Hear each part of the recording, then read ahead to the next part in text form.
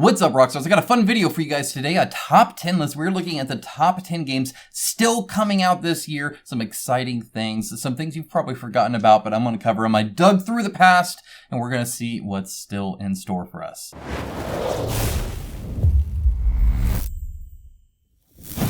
Now, before I get started with my list, a huge shout out to Gameboy Create. They are the sponsor of today's video. They have awesome games. They have awesome minis. You can go and check them out in the description below. What I want to do, though, is give you guys some money. You see, we did a giveaway. I partnered with him to do this, where one of you guys will get a $50 gift credit to the store where you can use it on anything you wish. A cool board game, an expansion you were looking for, the Kickstarter edition of something now becomes a lot cheaper. We can look at some minis. There's anything you can do. I mean, as you can see, they have tons of stuff there, so feel free to check them out in the link below. But there was a newsletter, which we're thinking of doing this again, so you might want to do this. You have to be subscribed to the channel and comment on a future video, so you need to know the video.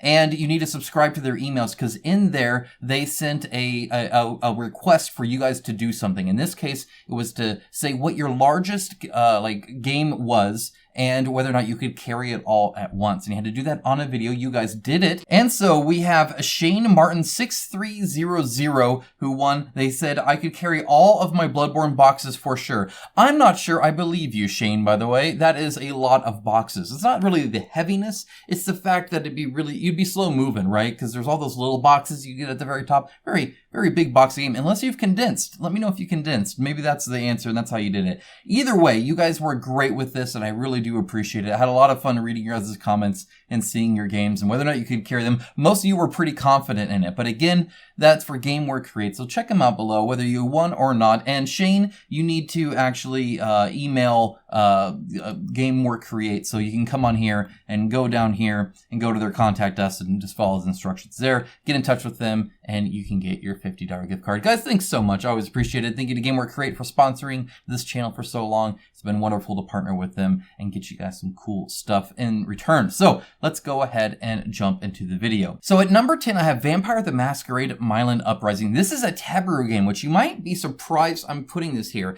but I honestly think Vampire the Masquerade is perhaps maybe the perfect game for this product. Like I said, I think in a previous news video, it kind of marries the two things together, because a lot of people are Vampire the Masquerade fans from tabletop RPG, tabletop stuff, right? And then a lot of people are fans from the video game side of things. So to have it on the Taboo system where both can kind of join together and then Wonder Twins activate, super cool, I think. And definitely, I feel like that style of storytelling and gameplay could lead itself to a very interesting app-driven kind of electronic board game experience that you couldn't really do otherwise. Will they do that? I don't know. There's not a whole lot of information here, so we'll have to see, but I'm definitely excited for this. That's for sure. I think this one's going to be pretty cool. In fact, I hadn't done that yet. Make sure to do that because I love sitting miniatures as well, so may as well get this guy also. But yeah, super exciting. It comes out in 18 days. That's a really soon one. At number 9, we have one that I covered a while back. I believe this is coming out soon, but if not, that's fine too. However, that's also why it's lower on my list. We don't know a whole lot about it. And so what we do know is kind of just here, but it's called Exorcism Eastern Hand Scroll. And this makes it look like a video game, right? But as you can see, it is actually a board game, and it just looks really interesting when it comes to its setup and when it comes to its art style. It looks super interesting. So there's not a whole bunch here, right? You can't even click on anything here, but I'm certainly interested to hear what they have to say. So as I get more information, I will definitely tell you what it says here. Tells the story of eliminating demons in an ancient scroll through a 3-chapter board game. The 3 chapters is what intrigues me most about this, besides of course the awesome theme that I'm seeing here. I really want something that I can actually play through well and not have to sink half my life into. So that sounds actually pretty interesting to me. Let me know what you think about this. If you think it'll even be 2023, we'll find out. I'll reach out to them and let you know. Next up, we have Mordred from CMON. This is actually kind of exciting. I do like area control, and I love King Arthur alternatives. I liked it ever since I read the Excalibur alternative by David Weber, and that was really, really cool. And ever since then, I've been into that kind of whole idea of an Arthurian alternative universe. It's what I was drawn to in Avalonia. It's what I'm drawn to here. It's what I'm interested in with Shadowborn's game, but that's 2024, so it didn't make this list. But Mordred by Command did. And again, this comes out like on the 12th. So this is very soon as well. So excited to see. And it has Adrian Smith art, but he's using like bright colors. So it'll just be interesting to see what they do with this. Next up, we have Terraria the board game. This would actually be higher on my list. This is number, let's see, what is it? 10, 9, 8, 7. This is number 7. So, yeah, this would be higher, except I am worried that I won't like the gameplay itself. That is just not something that I'll own. It will intrigue me. But I'm a huge fan of Terraria. I remember playing it when it first was announced, and I used to run, before they even added like honest multiplayer and you had to like port forward and do an IP thing and all that sort of stuff. I would play actually with my wife, and then my kids got into it, and it was just a lot of fun. I used to mine so much. There were voodoo dolls into magma, all that kind of stuff. So really like the IP. Very interested in a board game, especially if it's maybe like kind of card based or something. I don't know. We'll see, of course. But because I don't know, well, we'll wait. All right, number 6 is Lone Wolf, the miniatures game. This will be in winter that this is coming out, and I'm super excited for this. I really am. I think it's going to be something really cool, and I'm really interested in seeing what they can do when it comes to the miniatures and actually doing like a miniature game, but then also having the storytelling that Lone Wolf kind of comes along with. I'm also really interested to hear if perhaps it's something that's almost soloable. That'd be kind of interesting as well. My only kind of hesitance is the Stone Sword games. I know they've had some issue with Sujitsu Battle for Japan. However, that was their first game too. But between this and the Daimyo game that I believe they're making, it just, I wonder if this is something that's going to actually do well or not. I don't know. I'm kind of concerned about that. All right, next up at number 5 is from Awakened Realms. It is the Dragon Eclipse game, and I'm super excited for this. I'm actually showing an update first because they have another miniature here, and I wanted to kind of talk about this a little bit just because the only reason it's not higher. So it's like Pokemon with like dragons and stuff. It sounds awesome. Definitely interested in that. Just for 1 to 2 players, that's a very common time that I'm playing board games is like that. And of course, the art looks fantastic. It looks super cartoony and fun and interesting and a kind of a unique style, even different from the normal Awakened Realms style, I would say. This is a little bit cleaner, right, than their normal style, and I really appreciate that. However, the miniatures are the exact same style as every other game they've made for like, I feel like the last decade, which is kind of a bummer because I feel like it doesn't really match. Like, this is super clean and there's very distinct things in here. And then I see this and I know that from a distance on the game table, it's just going to look kind of like a blob a little bit, a little too detailed, a little bit too much. So I think it would have been nice to see their sculptors change with the art style instead of sculpting the exact same way that they would any other game. This could be from Tainted Grail, and I couldn't tell you otherwise. It looks the exact same. I know that's their style, but considering they did do, I feel a bit different when it comes, like this is way different than Aetherfields or Tainted Grail art, right? This is super cool. So I'm a little hesitant on that because this would have been like my top 3.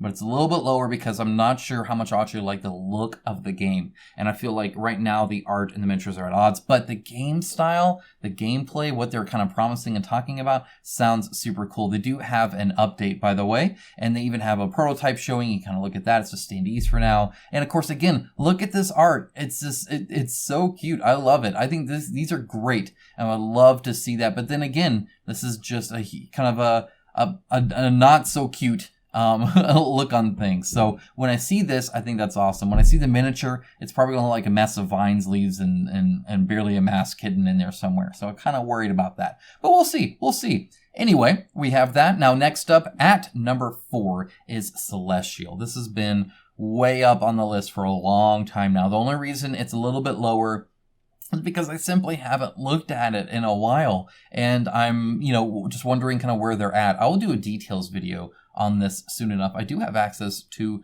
the rule book actually, so I could actually look at that. I have access to a lot of the cards, a lot of those digital files. I just haven't done a video on it yet because I know they don't want me to kind of focus on that right now. But I can't help but put it in a list. Right now, their previous games, I believe, are set to deliver in October or start delivery in October. So that's the hope. Anyway, they can kind of get it in and maybe fit this in late Q4 2023. That's what I'm hoping for. It's kind of like an RTS game. It's like StarCraft, but mixed with like Game of Thrones and Chinese mythology. So it's wild, crazy, and all in sci-fi, and It's really cool. I mean, the minis look cool, the scenarios look cool, the maps look cool, the game mechanics seem interesting. I really dig that. The story is just awesome. I've read pages and pages of it, and it's really cool lore. So anyway, what this will be like, I don't know. We'll find out, though. We'll find out together. All right, next up at number 3, I have Singularity.exe. You guys probably didn't think this would be this high, but I am on kind of a card game stint still where I really do enjoy the thought of just laying down some cards and playing that real quick. My DC deck building game delivered, and then I got super into that again, so I've been really enjoying that. I do love the new art here. I think this looks much better. Still have some good framing, but it's now more light than dark, so the other way around. Makes this wolf stand out a lot more because I know he was like blue on purple and stuff, and then the purple hair, all that looks good is all I'm saying. They're definitely taking feedback into account. They have a lot of awesome art. It's a non-random thing. You build your deck and you have your deck. You're not worried, oh, am I going to draw this? I want to draw that. So there's a lot of interesting parts that they're putting in there as well, and I'm going to follow that before I forget as well. Save $5. Ha! Take that. Number 2 is Dante: The Invasion of Hell. This has been high on my list well before I even started working with Creative Game Studios, which FYI I am now. So I guess take the number 2 position with a grain of salt. Though, if you look at my old videos, honestly, Dante's probably higher than that. It may even be my number 1 a few times if it beats Celestial, I think, back when. But super excited for this. They've been showing more and more on this. So they've had this kind of thing here, but they've added some really cool art here, and I love this kind of face mask thing they got going on there, so that looks super cool. And then in their updates, they do have another update. I'll probably be doing it a video on this here soon because they have more stuff here that they're going over. A lot of stuff. So if you're interested in the gameplay, in the game itself, you can read that and find out more about this. But this will be coming out here soon too, and I'm super excited for it. And my number 1 is from a financial report on CMON, where they say, in 2023, we plan to launch new games such as Song of Ice and Fire and God of War. The God of War, I'm assuming, is a miniature-based Kickstarter, and I'm super duper excited for it. I would love a God of War. It would be based probably on the new ones because their card game was too. I imagine the IP kind of requires them to. Maybe they could deep dive into the older ones. I don't know. Either way, I'm super pumped for it because there's a lot of cool enemies, a lot of cool characters, really great story, cool, interesting gameplay that I think could translate well to a board game, and I'm excited for it. Please give me God of War on Kickstarter. I will give you money. So that's it. That's my top 10. What is yours? Do you have a top 10? The reason I ask is because, first of all, I'll be interested to hear what are your top ones, because if I'm not into it or I haven't seen it or looked into it yet, I will look into it because I'm interested in covering things that help you guys too. And you guys are cool people, share similar tastes, maybe I'll be into it as well. So super excited to see that. But additionally, it makes you a better consumer because if you have a top 10 and you know, okay, I'm going to be probably backing these 10 on crowdfunding still for the rest of the year even, right? So if you have that, especially, that's a lot of games. So to limit yourself, you see some other new shiny, you're like, ooh, that looks cool. Would you replace one of your top 10 with it? No? Then maybe you shouldn't get it. Yes? Well, no, that's part of your top 10. Either way, it helps you kind of stick to that. It's a gauge I use when I personally back as well, and it has done me a lot of good. Hopefully it will you as well. I think it will. Guys, that's all I had. Have a great rest of your day. Take care, guys. Bye.